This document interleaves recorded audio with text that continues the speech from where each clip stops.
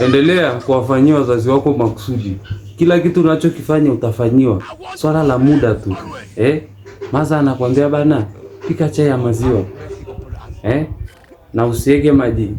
Wewe unaweka maji ili iwe nyingi unywe, unamtia mazako hasara.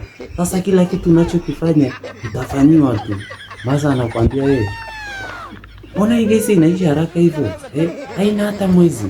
Kumbe wewe unapasha maji ya moto kwenye gesi, yanapata moto, unazima, unaenda unakaa unachezea simu ukirudi unawasha tena yapate tena moto.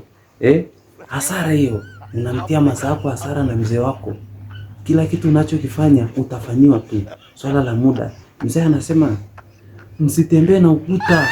Ukuta unachafuka kila siku, kila ikifika holiday na upige rangi. Hasara hii. Mbona kwa fulani hawako hivyo? Ni amsikii. Ukila mandazi unafikia ukutani. Ukishika mkaa unashika ukuta. Hasara. Kila kitu unachokifanya utafanyiwa tu. Unawasha friji masaa 24. Ukienda kununua sijui ndo nini dukani, unaenda unagandisha. Maji yenyewe unayaacha anaganda yawe kama jiwe ili tu fry.